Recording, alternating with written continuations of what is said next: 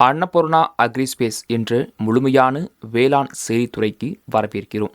இந்த பகுதியில் உணவு சுழற்சி பற்றி அறிந்து கொள்வோம்.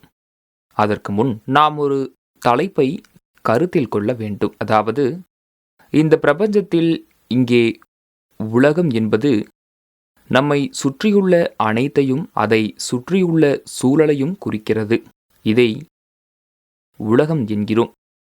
இவ்வுலகில் எந்த ஒரு பொருளும் ஒரு மில்லிகிராம் அல்லது அதற்கு குறைவான எடைகள் இருந்தாலும் அது அழிக்கப்படுவதில்லை, மேலும் உருவாக்கப்படுவதில்லை. இதை பற்றி நான் ஏன் பேசுகிறேன் பின்னர் உங்களுக்கு தெரியும். அதாவது, உலகில் 1 மில்லிகிராமில் 10ல் 1 பங்கு கூட அந்த சிறிய பொருள் அழிக்கப்பட இல்லை, உருவாக்கப்படவும் இல்லை. ஆனாலும் அந்த பொருட்கள் ஒரு வடிவத்திலிருந்து மற்றொரு வடிவத்துக்கு மாறுகின்றன. இப்போது நான் தலைப்பில் பேசுகிறேன் என்பதை நினைவில் கொள்க. இந்த தலைப்பில் முக்கியத்துவம் அதிகமாக உள்ளது. ஏனெனில் நாம் உலகில் எந்த பொருளையும் அழிக்க முடியாது அல்லது புதிய ஒன்றையும் நம்மால் உருவாக்க முடியாது. நாம் ஒரு வடிவத்தில் இருந்து மற்றொரு வடிவத்திற்கு மட்டுமே மாற முடியும். பொருள், திட மற்றும் திரவ மற்றும் காற்று, இந்த 3 வடிவங்களிலும் பொருள், கல், மரம் போன்ற திட வடிவங்கள் அல்லது அனைத்து திட பொருட்களும் உள்ளன. அதேபோல நீர் மற்றும் திரவ வடிவில் உள்ள எண்ணெய் அனைத்தும் திரவ பொருட்கள். இதேபோல் காற்று பொருட்கள், oxygen, carbon di oxide, nitrogen, இந்த 3 வடிவங்களில் எந்த ஒரு பொருளும் ஒரு வடிவத்திலிருந்து இன்னொரு வடிவத்திற்கு மாறுகிறது. ஆனால் எந்த பொருளும் அழிவதில்லை. அதேபோல 1 மில்லிகிராம் கூட புதியதாக உருவாக்கப்படுவதில்லை. அதாவது அழிவு இருக்காது, ஆக்கமும் இருக்காது. ஆனால் ஒரு வடிவத்திலிருந்து இன்னொரு வடிவத்திற்கு மாறிக்கொண்டே இருக்கிறது. அதனால்தான் முழு உலகத்தின் எடை ஒரே மாதிரியாக இருக்கிறது. உலகின் எடை மாறாது. நான் ஏன் இதை சொல்கிறேன் என்பது உங்களுக்கு விளக்குகிறேன். இந்த உருவாக்க கொள்கையின்படி ஒரு ஆலை கார்பன் டை ஆக்சைடை எடுத்து அதிலிருந்து கார்பனை வைத்து ஆக்சிஜனை வெளியிடுகிறது. இந்த கார்பன் திரவ வடிவில் இருக்கும் இலைகளாக மாறுகிறது. அதாவது இது தாவரத்தின் அனைத்து பகுதிகளையும் அடைந்து தண்டுகள் மற்றும் இலைகளாக மாறுகிறது. இது ஒரு திடமான பொருளாகும். அதாவது வாயு வடிவில் காற்று இருக்கும் கார்பன் தாவரங்களை அடைந்து திரவ வடிவில் மாறுகிறது. அதன் பிறகு அது கனசதுர பொருளாக மாறுகிறது. இந்த வழியில் கார்பன் 3 வடிவங்களாக மாறுகிறது. நாம் விறகு எரித்தால் அது தீப்பிடிக்கிறது. அதன் பிறகு அது சாம்பலாக மாறும். மரம் சாம்பலாக மாறியது என்று நாம் புரிந்து கொள்கிறோம். இது மிகவும் எளிதானது. விறகு எரியும் போது மரத்தில் உள்ள கார்பன் எரிகிறது. கார்பன் டை ஆக்சைடாக மாற்றப்பட்டு இறுதியில் காற்றாக மாறுகிறது. மரம் எவ்வளவு கனமாக இருந்தாலும் அதை எரிந்து சாம்பலாக்கும் போது மரத்தின் முழு எடையும் ஆக்சிஜனுடன் தொடர்பு கொண்ட பிறகு மீண்டும் கார்பன் டை ஆக்சைடாக மாற்றப்படுகிறது. அதன் எடையை நம்மால் அளவிட முடியாது. காற்றில் எவ்வளவு இருக்கிறது, நிலத்தில் எவ்வளவு இருக்கிறது. இது உருவாக்க கொள்கை. எங்களால் எதையும் அழிக்கவோ உருவாக்கவோ முடியாது என்பதை நீங்கள் அனைவரும் கவனிக்க வேண்டும். ஒரு வடிவத்திலிருந்து மற்றொரு வடிவத்திற்கு மாறலாம். தண்ணீரை சூடாக்கினால் காற்றில் நீராவியாகும். நீர் காற்றில் கலக்கிறது. உலகம், நமது பூமி மற்றும் அதை சுற்றியுள்ள சூழல் ஆகியவற்றின் பொருள் காற்று பூமிக்கு மேலே சில கிலோமீட்டர்கள் மட்டுமே இருக்கும். அவை அனைத்தும் சேர்ந்து நமது உலகத்தின் எடையை உருவாக்குகின்றன. நீர் ஆவியாகி காற்றில் கலக்கிறது. அதன் பிறகு குளிர்ந்த பிறகு அது தண்ணீராக மாறி மழை வடிவில் தரையில் வருகிறது. இங்கு யாரும் அழிக்கப்படுவதில்லை. எனவே இந்த சுழற்சி மாறிக்கொண்டே இருக்கிறது. ஒரு வடிவத்திலிருந்து மற்றொன்று மாறுவதன் மூலம் அது உலகில் நிலைத்திருக்கிறது, அழியாது. இது ஒரு மாகாணத்திலிருந்து இன்னொரு மாகாணத்திற்கும், ஒரு வடிவத்திலிருந்து மற்றொரு வடிவத்திற்கும் மாறலாம். ஆனால் நாம் யாரையும் அழிக்க முடியாது. நான் இந்த கொள்கையை சொல்கிறேன், ஏனெனில் என்னை தவறாக எண்ண வேண்டாம். ஆனால் பலர் சீஸ் தயாரிக்க மாட்டினுடைய கோமியம் மற்றும் சாணத்தை பயன்படுத்துகிறார்கள். புதிய விஷயங்கள் வரும் என்று கூறப்படுகிறது. மாட்டு கோமியம் மற்றும் சாணத்தில் நைட்ரஜன் மற்றும் கார்பன் உள்ளது. அதாவது மாட்டு கோமியத்தில் நைட்ரஜன் உள்ளது மற்றும் மாட்டு சாணத்தில் கார்பன் உள்ளது. வேறு எதுவும் இல்லை. புதிய ஊட்டச்சத்துக்கள் அவற்றில் உருவாகின்றன, ஆனால் அவை புதியதாக வருவதில்லை. பசுவோ எருமையோ பறவையோ நீங்க அல்லது நான் எல்லோரும் உணவு உட்கொண்ட பிறகு அதில் உள்ள சத்துக்களை நாம் உடலுக்கு எடுத்து சென்று நன்றாக உறிஞ்சிக் கொள்கிறோம். விலங்குகள் உறிஞ்சுகின்றன, பறவைகளும் உறிஞ்சுகின்றன.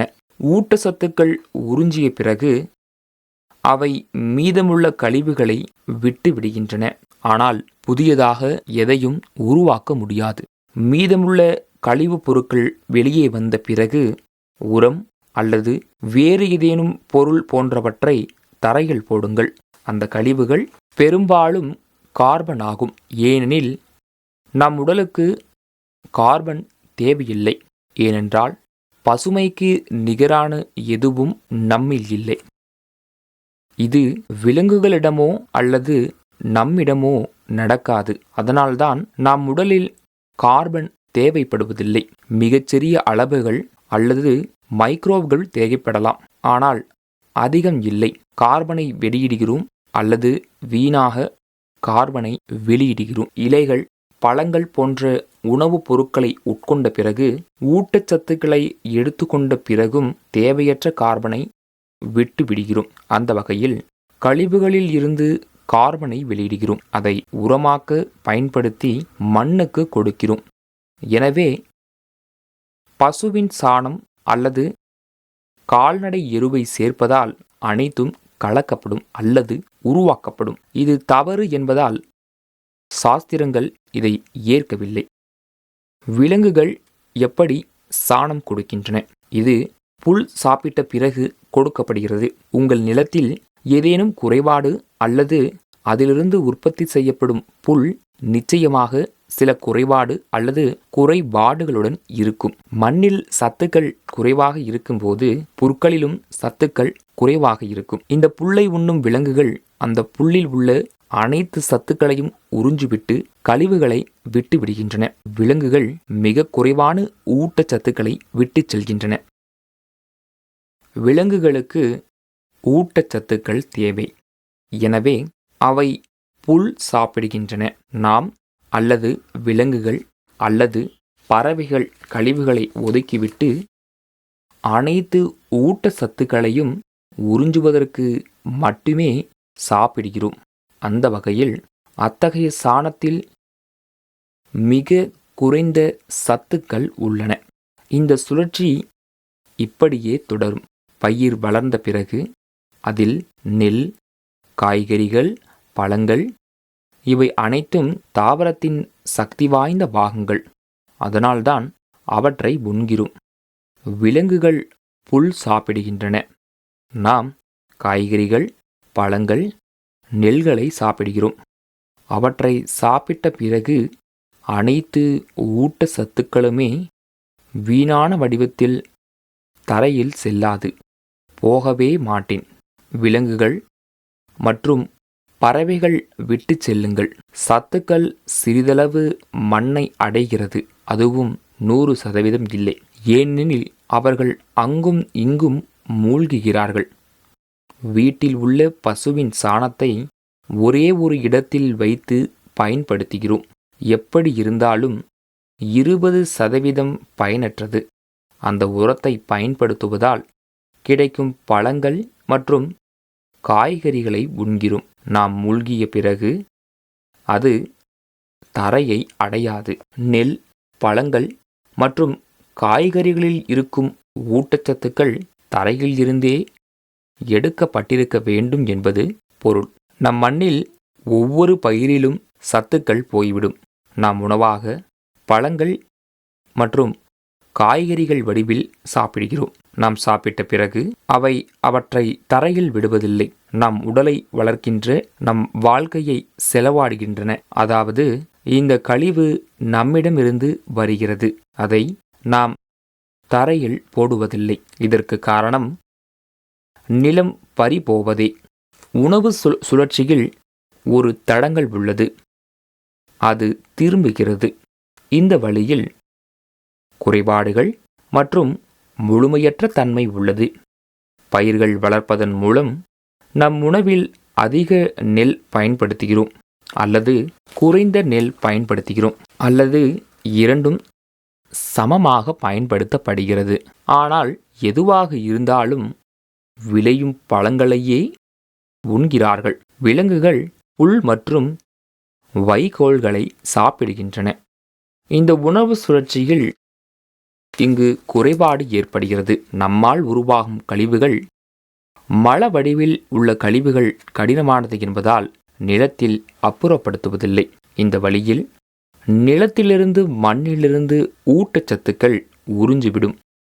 பழங்களாக மாற்றிய பிறகு அவற்றை நாம் சாப்பிடுகிறோம். ஆனால் மிக குறைந்த அளவில் இந்த ஊட்டச்சத்து குறைபாட்டை ஒவ்வொரு முறையும் ஒவ்வொரு பயிரிலும் ஈடுகட்ட வேண்டும். இதற்கான காரணம் உங்களுக்கே தெரியும். எனவே கால்நடை உரம் போன்று ஒவ்வொரு பயிரையும் பயன்படுத்த முடியாது. உதாரணமாக, மிருகங்கள் கூட மிளகாயை உண்பதில்லை. மிளகாய் பயிரை அறுவடை செய்த பின் அதை உலர்த்தி சாம்பலாக மாற்றி நிலத்தில் கலந்தால் பெரும் பலன் கிடைக்கும் என்பது நாம் செய்யும் மிகப்பெரிய தவறு. ஆனால் இதை செய்யாதீர்கள். அவர்கள் பயிர் முழுவதையும் ஒரு குவியல் செய்து அதை எரிக்கிறார்கள். அனைத்தும் கார்பன்களும் காற்றில் கலக்கப்படுகின்றன. எந்த பயனும் இல்லாத சாம்பல் மட்டுமே உள்ளது. இதனால் பல பயிர்கள் கால்நடை தீவனமாக பயன்படுத்தப்படுவதில்லை. யாருடைய இழைப்பை நாம் சந்திக்கிறோம்?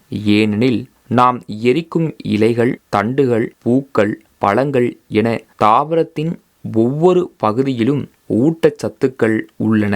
இதன் மூலம் ஊட்டச்சத்துக்கள் பல வழிகளில் காற்றில் கலக்கின்றன என்பது பொருள். அவற்றை நிலத்தில் போடாவிட்டால் கால்நடை உரத்தால் மட்டும் ஊட்டச்சத்துக்கள் கிடைக்காது. கால்நடை உரத்தில் மைக்ரோ அளவில் இருக்கும் அனைத்து ஊட்டச்சத்துக்களும் இல்லை.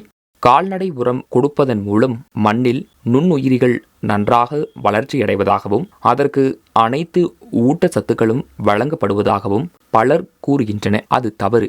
இந்த பிரபஞ்சத்தில் 1 மில்லிகிராம் பொருளை நாம் உருவாக்குவதில்லை, அழிப்பதும் இல்லை என்று முன்பே குறிப்பிட்டிருந்தேன். ஒரு வடிவத்திலிருந்து மற்றொரு வடிவத்திற்கு மாறலாம். இதை நான் சொல்லியிருக்கிறேன். எனவே நம் நிலத்தில் ஒரு பயிர் வளர்ந்த பிறகு பல வகையான சத்துக்கள் நமக்கு கிடைக்கும். அவற்றை மீண்டும் மீண்டும் நிலத்தில் சேர்க்கை கால்நடை உரம் போதாது.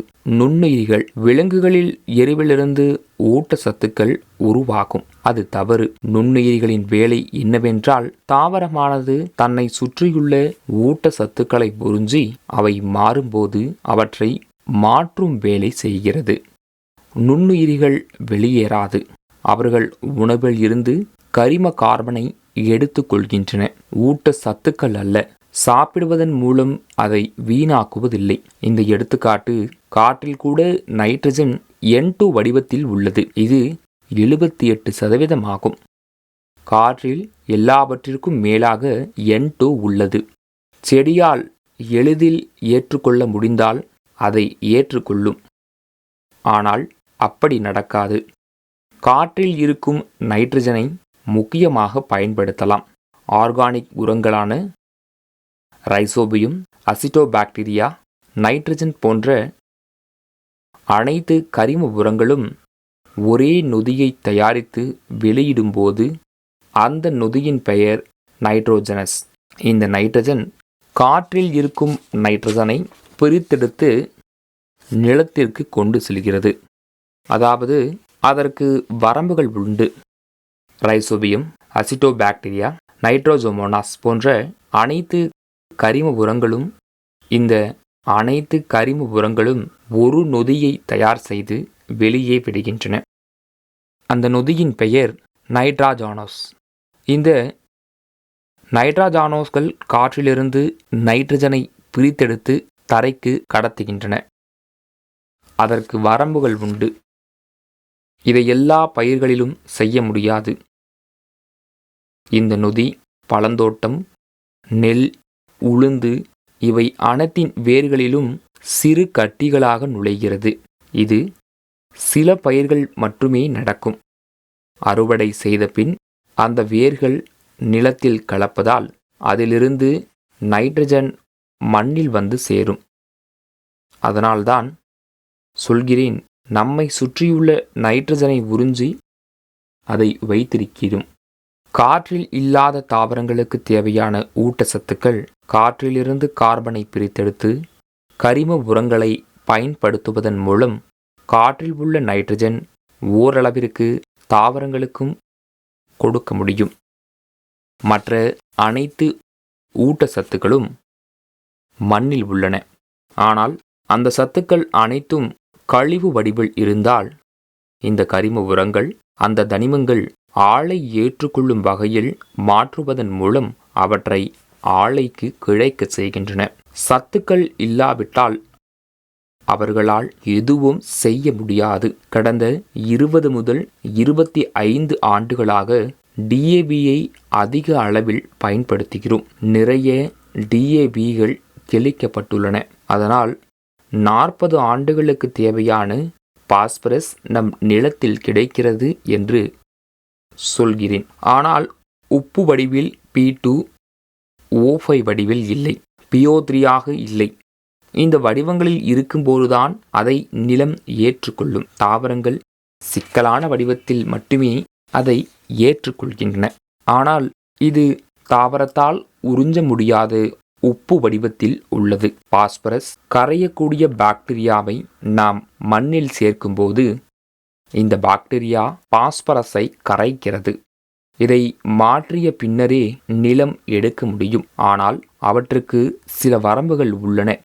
கோடை காலத்தில் நம் நாட்டில் வெப்பநிலை 45 டிகிரி வரை இருக்கும்.